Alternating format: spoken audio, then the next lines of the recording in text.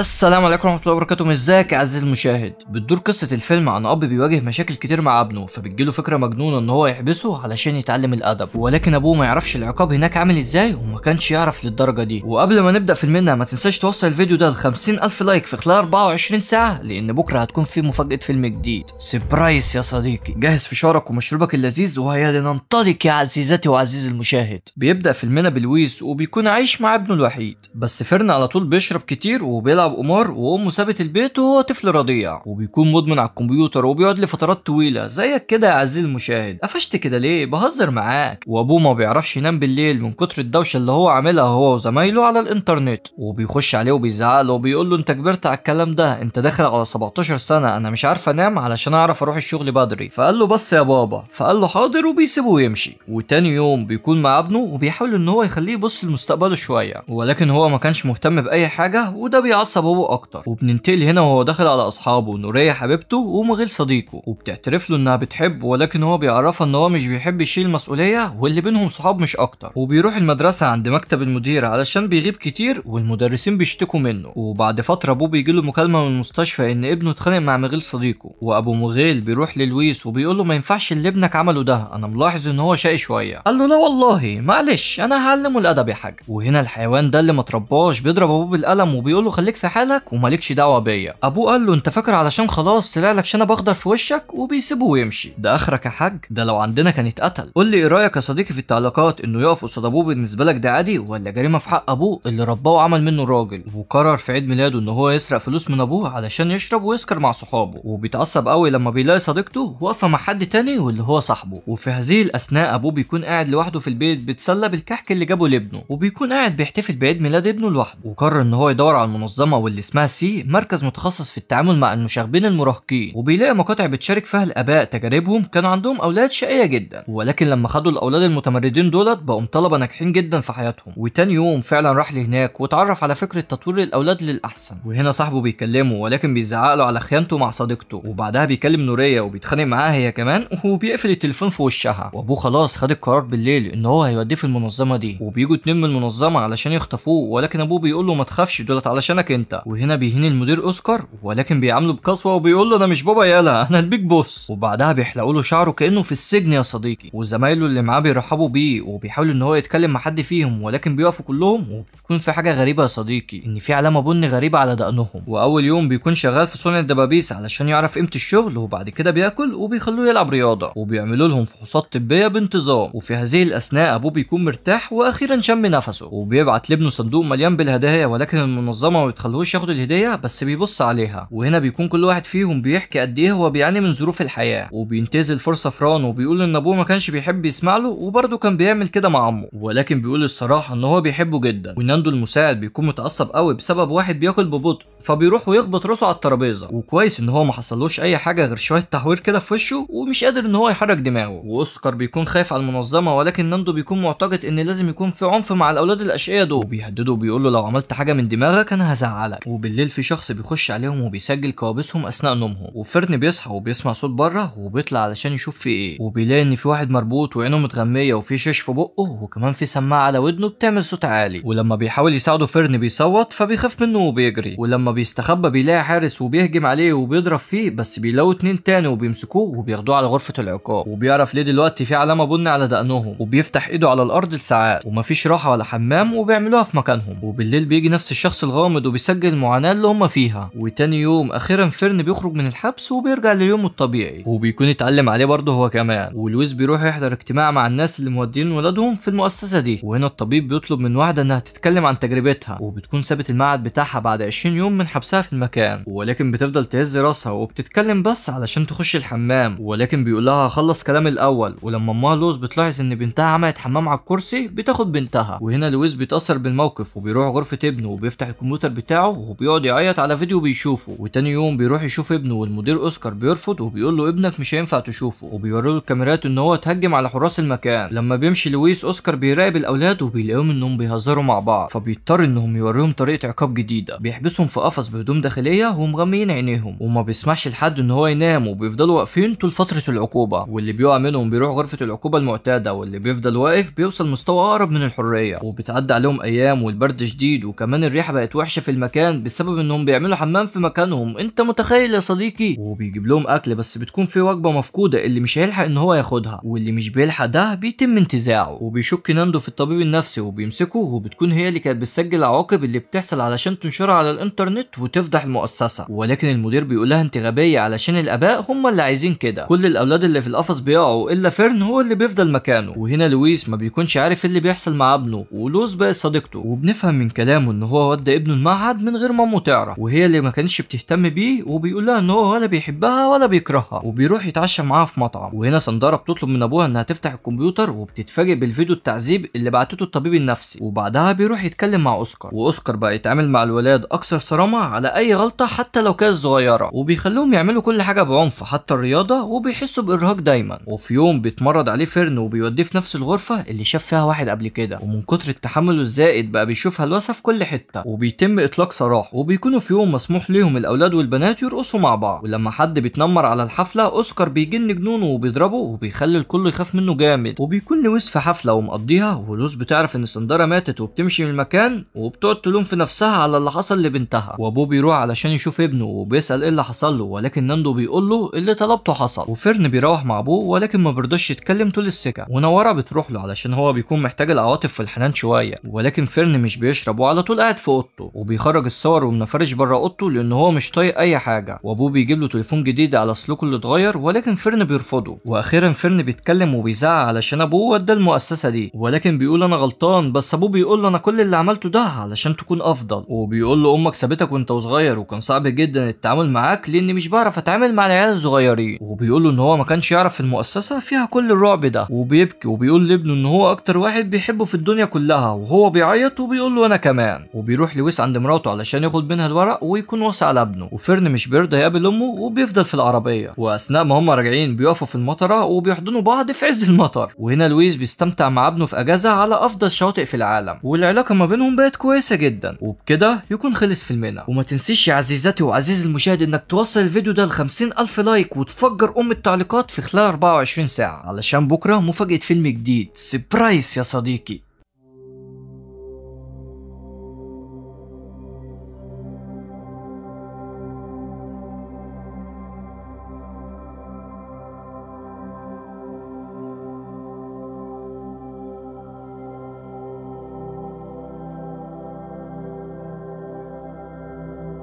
انهمكت في الفيلم ونسيت تشترك في القناة، اشترك وفعل التنبيهات، وما تنساش تتابعنا على الانستجرام وتتابعنا على صفحتنا على الفيسبوك. وبس كده، سلام.